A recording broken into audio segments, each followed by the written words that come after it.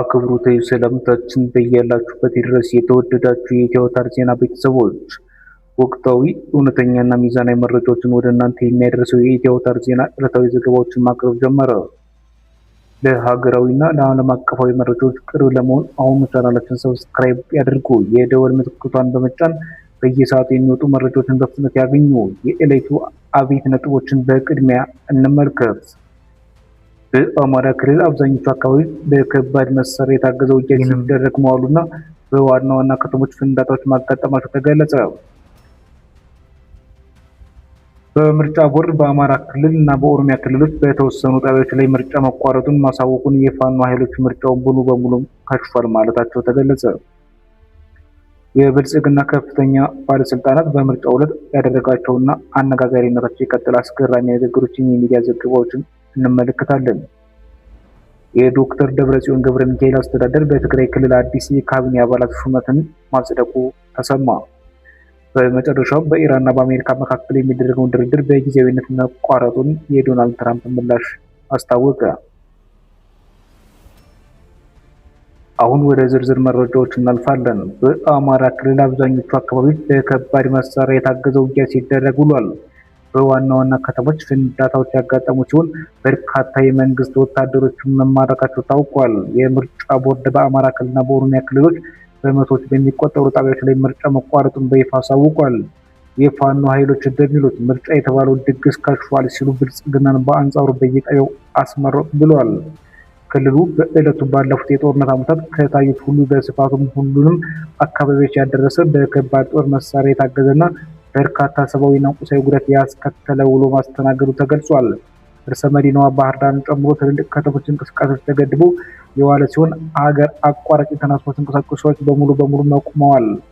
በክልሉ ዋና ከተሞች ውስጥ ፍንዳታዎች አጋጥመዋል። በላሊበላ ከተማ በሁለት ቦታዎች፣ በደብረ ማርቆስ፣ በወልዲያ እንዲሁም በደብረ ብርሃን ከተሞች ፍንዳታዎች ደርሰዋል። በደብረ ታቦር ዙሪያ በዩኒቨርሲቲው አካባቢ ጨምሮ ከባድ ውጊያ ሲደረግ በጎንደር ከተማ ጣናን ጨምሮ የተኩስ ድምፅ ይሰማባቸው እንደነበር ታውቋል። በጎጃም ቀጠና በኩል ከሞላ ጎደል በሁሉም ወረዳዎች በምዕራብና ሰሜን ጎጃም አብዛኞቹ አካባቢዎች ውጊያ ነበሩ። በኦስሊን፣ ካርክ፣ ደንበጫ፣ ጨርቃ፣ ደብረ ማርቆስ፣ ሊባኖስ፣ ሰከላ፣ አባይ፣ ገርጭጭ፣ ቢጎሉም፣ ሞጣና መርጦ ለማርያም ዙሪያ የተደረጉት ውጊያዎች ጥቂት ማሳያዎች ናቸው። በዚህም በርካታ ወታደሮች ተማርከው የጦር መሳሪያዎች በፋኖ ኃይሎች እጅ መግባታቸው ታይቷል። በሰሜን እና ደቡብ ወሎ የተለያዩ ወረዳዎች የምርጫ አሰጣጡን ያቋረጡና ለሚዲያ ፍጆታ በሚል የተሰባሰቡ ሰዎች እንዲበተኑ ምክንያት የሆኑ የተኩስ ልውውጦች ነበሩ።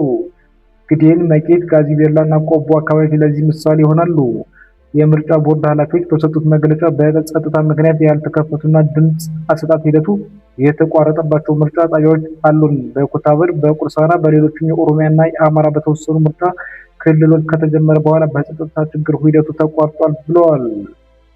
የፋኖ መሪዎችና የብልጽግና ሹማምንት ንግግር።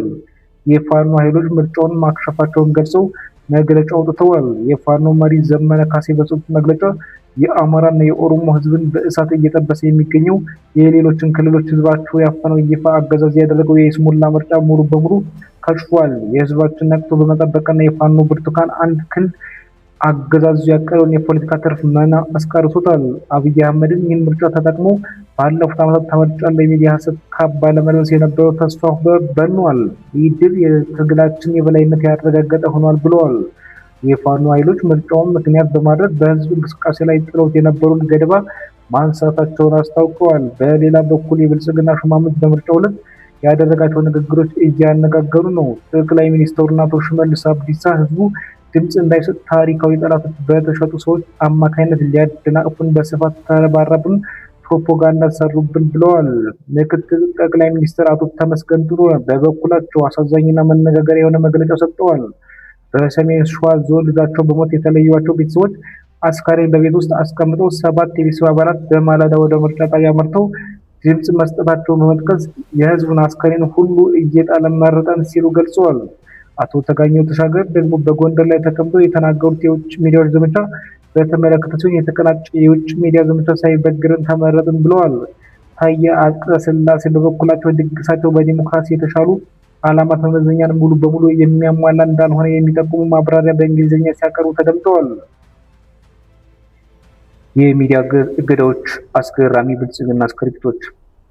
ከራሱ ቁጥር ውጭ የሆኑ መገናኛ ብዙሃንን ሲያሳድድና ሲዘጋ የከረመው አገዛዙ በምርጫው ዕለት ለልሳናቱ ልዩ አጀንዳዎች ሰጥቶ ውሏል። ኢትዮጵያ ኢንሳይደር የተባለው ሚዲያ እንደዘገበው ዘገባዎች በአዲስ አበባ ከተማ በአንዳንድ የምርጫ ጣቢያዎች ሲንቀሳቀሱ የምርጫ አስፈጻሚዎች የጸጥታ ኃይሎች ዘገባ እንዳይሰሩ ከልክለዋቸዋል።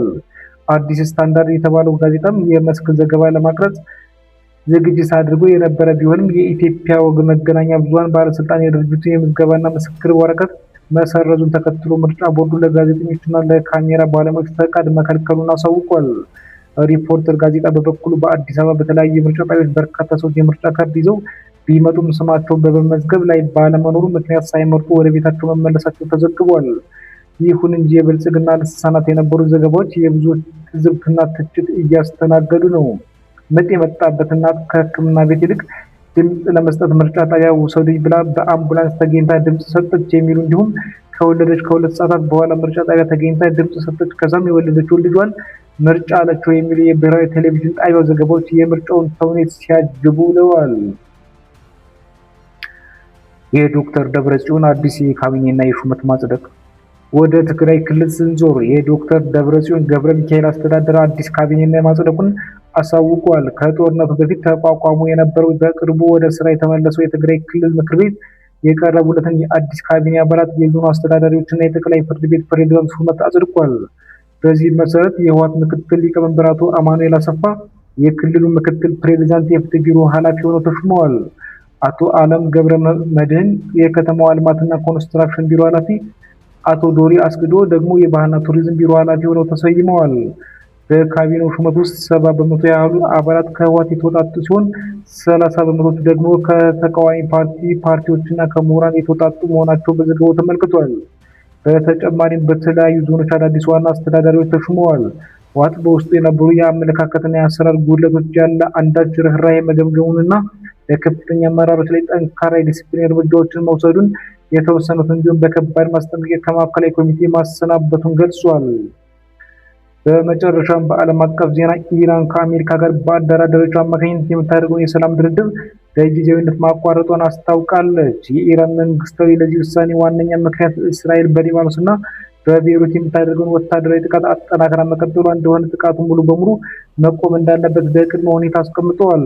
የአሜሪካ ፕሬዝዳንት ዶናልድ ትራምፕ ከእስራኤሉ ጠቅላይ ሚኒስትር ቤንያሚን ኔታንያሁ ጋር ፍሬያማ ንግግር ማድረጋቸው ገልጸው የኢራን ከድርድሩ መውጣት ግን ግድ እንደማይሰጣቸውና የጣሉትን ማዕቀብ አጠናክረው እንደሚቀጥሉ አስታውቀዋል። በሳምንቱ መጨረሻ በሆርሙዝ ቀጠና አቅራቢያ በሁለቱም ሀገራት መካከል በተኩስ ልውውጥ መደረጉን ይታወሳል። ውድ የተከበራችሁ የኢትዮ ታር ዜና ተከታታዮቻችን ከሰዓት ያዘጋጀንላችሁ ዕለታዊ መረጃ አውታራችን ይህን ይመስል ነበር።